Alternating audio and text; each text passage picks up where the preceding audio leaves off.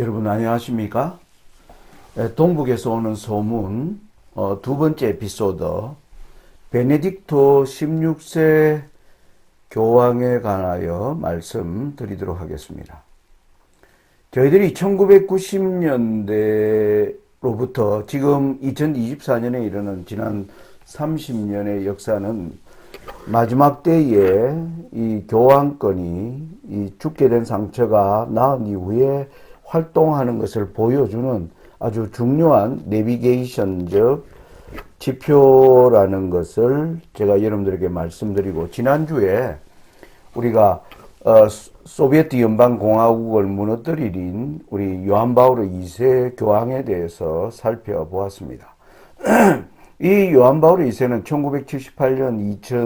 1978년부터 2005년에 걸쳐서 27년 동안 교황으로 있으면서 아주 굉장히 괄목할 변화를 안긴 인물임을 우리가 알 수가 있습니다. 사실 이 지도에서 보듯이 사회주의가 전 세계에 굉장히 확산되는 일로에 있을 때 1978년 폴란드 출신으로 이제 교황이 되어서 이 교황청은 이 요한 바오로 2세를 통하여 이 사회주의의 몰락을 위한 거대한 일들을 이제 추진해 왔습니다. 그러면서 1990년대 소비에트 연방공화국이 몰락하고 이제 러시아로 환정돼 버린 그러한 가운데서 이제 예전에 공산주의 국가가 치리하던 나라들이 전부 가톨릭이 이제 들어가는, 오늘날 수많은 나라들이 가톨릭 국가로 이루어져 있는 이러한 놀라운 역사를 이룬 것이 바로 요한 바오로 2세의 업적이라고 할 만합니다. 요한 바오로 2세는 사실 그 사회주의를 몰락시킨 이후에 그의 모든 노력은 사실 개신교회, 오늘날 이 교황권과 굉장히 뭐라 그럴까요? 원수관계에 있는 이 프로테스탄트 교회, 그리고 이슬람을 향한 이러한 이제 그 포석을 놓는 일들도 아주 괄목하게 활동한 교황이라고 할 수 있습니다. 특별히 이 요한 바오로 2세는 21세기가 시작되는 2000년 그 3월 5일에 그 회상과 화해라는 제목, 그것이 뭐냐면 가톨릭 교회가 과거에 얼마나 많은 범죄를 실제로 저질렀는가를 이제 고백하면서 용서를 구하는 그러한 이 교황권이 명실상부한 다시 세계 종교로 올라가는 그러한 길들을 만들기 위해 굉장히 뭐라 그럴까요? 가톨릭 교회 그리고 바티칸이 전 세계적으로 사람들에게, 이전에 이 교황청의 이미지는 중세의 암흑시대라는 이미지를 가졌습니다. 그 이미지로 덧붙여진 이제 교황청의 이미지를 선한 지도자, 그리고 세계를 향한 훌륭한 리더로서의 인상을 심는데 아주 결정적인 역할을 한 분이라고 할 수가 있습니다.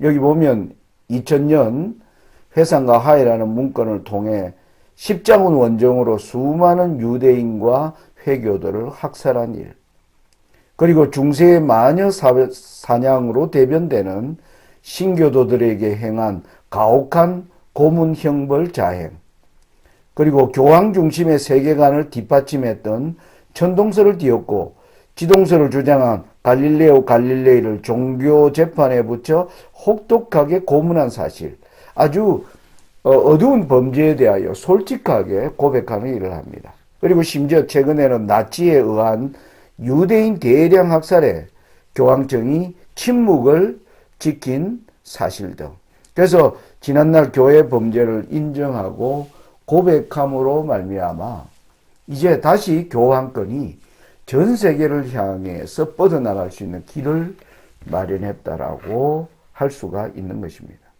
자, 2005년 이 요한 바오로가 이제 무덤에 잠들므로 말미암아 이어서 일어난 이제 베네딕토 교황입니다. 이분은 2005년부터 2013년까지 8년간 교황으로 재직했는데, 아무튼 이 요한 바오로 2세를 이어서 올라오는 베네딕토의 활동은 특별히 다니엘 11장 우리가 41절부터 43절의 이러한 활동으로 보는 것이 우리가 예언이 보여주는 이 순서로 보아서 그렇게 이해할 수 있습니다. 한번 읽어보겠습니다. 41절부터 43절까지요. 그가 또 영화로운 땅에 들어갈 것이요 많은 사람을 패망케 할 것이나 오직 에돔과 모압과 암몬 자손의 존귀한 자들은 그 손에서 벗어나리라. 그가 열국에 그 손을 펴리니 애굽 땅도 면치 못할 것이므로 그가 권세로 애굽의 금은과 모든 보물을 잡을 것이요 리비아 사람과 구스 사람이 그의 시종이 되리라.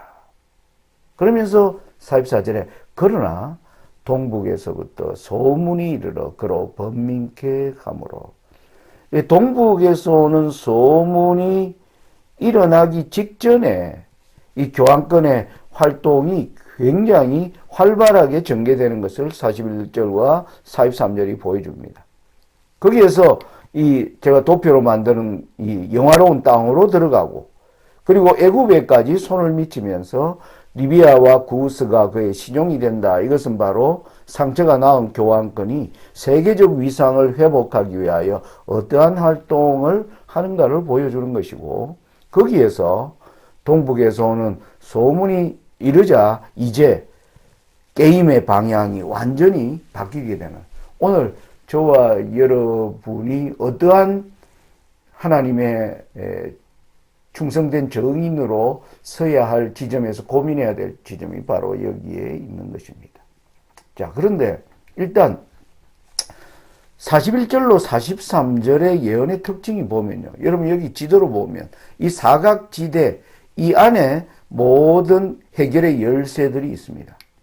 여러분 특별히 영화로운 땅 예루살렘을 나타내겠죠. 이 다니엘 당시에 분명히 이 예언이 기록된 영화로운 땅은 예루살렘을 말할 것입니다. 그리고 예루살렘 바로 동편에 있는 에돔, 모압, 암몬, 바로 여기 동그라미 친 이 지점이 될 것입니다. 그리고 나아가 애굽, 리비아, 홍해의 끝자락인 구스, 이 지형을 중심으로 마지막 예언이 전개되어 있다고 하는 것입니다. 오늘 특별히 보려고 하는 것은 바로 영화로운 땅과 에돔, 모압, 암몬으로 설명되어 있는 바로 이 지역입니다. 여러분 여기 지도를 통해 보시면 지중해 동편에 블레셋, 아말렉이, 그리고 또 이 동쪽에 북쪽편에는 두로와 시돈이 있는 걸 여러분 알고 계십니다. 그러면서 이제 영화로운 땅 예루살렘이 있고, 예루살렘을 중심으로 북편에는 아람, 그리고 동편에는 암몬, 모압, 에돔 이렇게 포진되어 있는 것인데, 바로 이것을 우리가 베네딕토 교황과 관련하여 어떻게 한번 이해할 수 있을 것인가 하는 것이 우리가 성경을 연구하는 저와 여러분의 아마 과제가 되리라 생각됩니다. 자, 베네딕토 교황을 여러분 이 교황청에서 소개하고 있는 이 카탈로그입니다. 1927년에 독일에서 출생했습니다. 그래서 베네딕토 실제는 독일 출신입니다.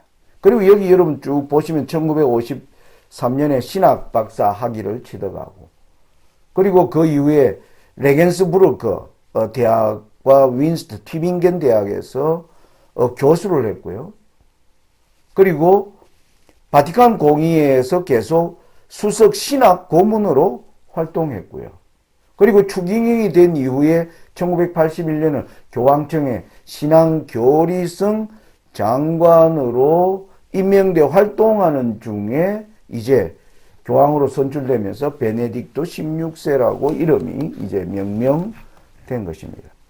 그러니까 이분의 활동의 특별한 점은 독일 출신이다. 그리고 이분은 신학자다. 그리고 교황청 신앙교리성 장관, 그러니까 가톨릭 교리를 이제 관장하는 최고의 자리에 있었다. 이분의 특징이라고 할 수 있습니다. 여러분 여기서 독일 출신 하면 어떤 이미지가 여러분들 떠오르시나요? 유럽에서 특별히 독일. 여러분 유럽의 대부분 나라들은 가톨릭 국가의 색채가 강합니다. 여러분 잘 아는 이탈리아, 프랑스, 스페인 뭐 이런 나라들. 거의 다 가톨릭 국가입니다. 근데 독일 하면 여러분 누가 떠오르십니까? 바로 마르틴 루터가 떠오르지 않습니까? 그러니까 유럽 중에서 독일은 개혁, 프로테스탄트가 이제 출발할 수 있는 바로 싹을 틔운 곳. 여러분, 바로 이전에 여러분 소비에트 연방공화국을 무너뜨리기 위하여 소비에트 연방공화국에 이제 공산화되어 있는 폴란드 출신을 교황으로 해서 이 무신론 세력을 타파해 나간 것. 그리고 이제는 독일 출신의 교황, 그것도 신학자이며 교리로 충만한 이 분이 어디를 향해서? 신교도들을 향해서, 프로테스탄트를 향해서 다가갈 때 더 친근한 마음이 들지 않겠습니까? 왜? 독일 출신의 교황. 그리고 또 이분은 학자입니다. 학자는 뭐 할 수 있다는 겁니까? 토론할 수 있고 대화할 수 있다는 것. 그러니까 베네딕토 교황은 바로 프로테스탄트, 이 프로테스탄트와 가톨릭 간에 엄청난 원수지간이 되어 있습니다. 여러분 아시는 것처럼. 특별히 15세기부터 17세기 동안에 엄청난 학살이 자행되었고 마침내 1618년에서 1648년 30년 종교전쟁으로 대표되는 그 종교전쟁이 이제 끝나는 그 일이 바로 신교도들이 대거 아메리카로 이주하면서 사실 신교와 구교 간에 이제 학살이 사실 물밑으로 이제 수면으로 가라앉은 것입니다. 그런데 여기에 바로 가톨릭과 신교도 간에 뭐가 있습니까? 원수 관계가 놓여 있습니다. 그래서 이런 이 프로테스탄트에 다가가기 위한 노력이 저는 바로 독일 출신의 그것도 신학자인 이제 베네딕토를 선출한 것이 바로 이것을 잘 의미한다라고 할 수가 있겠습니다. 다니엘 11장 41절에 왜 영화로운 땅과 에돔과 모압과 암몬이 대비되고 있을까 하는 걸 저는 이렇게 이해를 합니다. 여러분 이 지도를 보시면서 보면 영화로운 땅과 특별히 에돔과 모압, 암몬은 하나님의 진리를 아는 백성들을 상징합니다. 여러분 아말렉, 블레셋, 아람 이런 나라들은 여호와에 대한 사상을 주변에 들어서 알고 있지만 혈연적으로 어떤 관계가 없습니다. 근데 영화로운 땅과 에돔, 모압, 암몬은 모두가 아브라함과 혈연 관계를 맺고 있다. 그래서 하나님의 율법의 요구, 하나님의 여호와에 대한 사상에 대해서 분명히 알고 있다. 그런데 영화로운 땅은 하나님의 진리를 순종하는 백성을 상징하고 있고 에돔, 모압, 암몬은 진리를 알지만 순종하지 않는 사람을 대표한다. 이게 바로 영화로운 땅과 에돔, 모압, 암몬이 주는 인상일 것입니다. 그러니까 다니엘 11장 41절에 북방왕이 다시 이 영화로운 땅을 들어가는 것은 하나님의 참된 진리를 고수하는 자들과의 뭡니까? 가톨릭의 연합. 연합할 수가 없죠. 가톨릭이 가르치는 진리가 비성경적이라는데 바로 프로테스탄트의 입장이 있습니다. 그런데 그들과 연합하기 위한 가톨릭의 그 입장을 대변하는 인물이 바로 베네딕토 교황이라고 할 수가 있습니다. 베네딕토 교황의 8년 동안의 활동을 대표하면 뭐냐면 이분이 종교 간의 대화, 종교 서로 다르지만은 우리가 뭐 해야 된다? 대화해야 된다. 그리고 종교는 서로를 뭐 할 줄 알아야 된다? 관용, 이해하고 받아들일 수 있어야 된다. 8년의 이분의 활동은 거기에 집중되어 있었습니다. 여기에서 가장 많이 인용된 것이 바로 이 베네딕토 교황이 가진 철학 다원주의입니다. 여러분 다원주의를 토대로 한 종교 간 대화를 가장 실질적으로 이룬 자가 바로 베네딕토 교황이라고 해도 과언이 아닙니다. 여러분 제가 여기 산을 그려놓은 겁니다. 그러니까 종교가 하나의 가장 추구하는 가장 높은 목표가 뭐냐? 산을 올라가는데 정상으로 올라가는 길이 여러분 이 서편에서 올라가는 길도 있고 동편으로 올라가는 길도 있고 중앙으로 다양한 길이 있는데 다 올라가서는 정상에서 뭐 한다는 겁니까? 만난다는 것이죠. 그러니까 불교나 막 힌두교나 기독교든 가톨릭 뭐 유대교든 전부 입장이 좀 다르지만은 결국 정상에서 사랑이라고 하는 그 진리로 만나지 않느냐. 그러니까 우리가 여기에서 서로 타협의 여지가 있다. 이게 베네딕토가 설파한 바로 종교 간 대화였습니다. 여러분 그래서 대부분의 이 가톨릭과 원수지간이 되어 있지 않던 이런 기독교 아닌 뭡니까 힌두교, 불교 뭐 수많은 종파들은 이 교황권과 연합하는데 아주 걸림돌이 없었습니다. 자, 그래서 이 가톨릭 방송에서도 베네딕토 16세를 어떻게 평가하느냐 하면 신앙 안의 진리를 수호한 신학자였다. 그러니까 신앙의 진리라는 게 뭐냐 하면 결국 사랑이다. 사랑은 서로의 차이를 뭐하지 않는다? 말하지 않고 공통점을 찾고 거기에서 서로 협력한다. 자, 이런 일들을 해온 교황이었는데 오늘 두 번째 제가 말씀드린 그러면 이분이 2023년에 왜 사임했는가 하는 것입니다. 여러분이 아는 것처럼 교황직은 종신직입니다.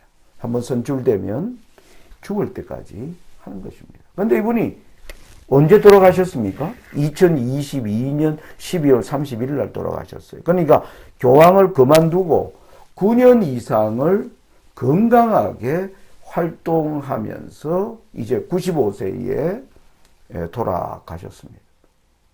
근데 사임할 때 사실 뭐 몸이 안 좋았다. 나이는 많았죠. 사실 86세니까.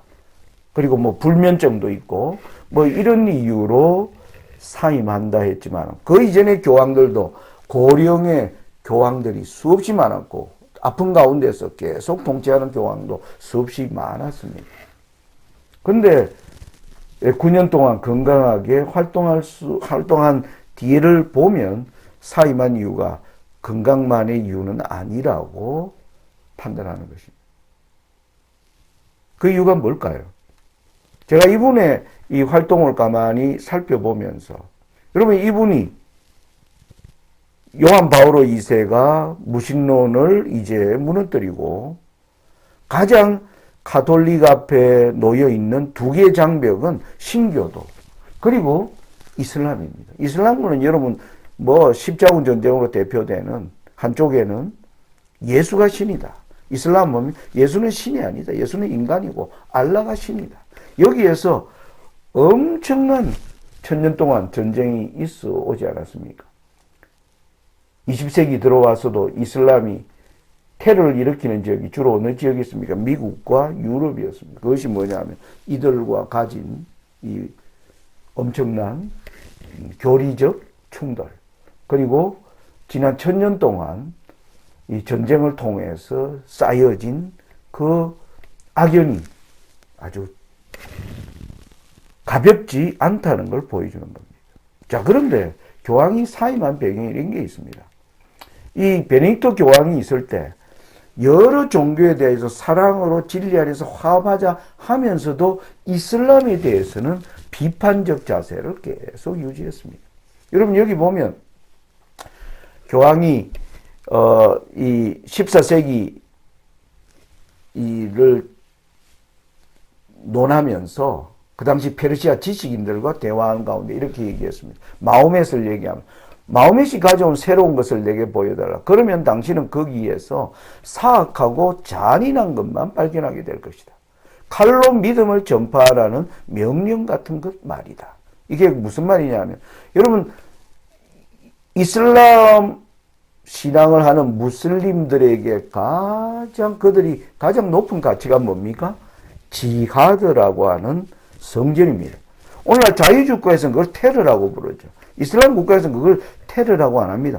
거룩한 전쟁이라고 부릅니다. 왜 거룩한 전쟁이냐면 이건 알라 신이 명령한 전쟁이다.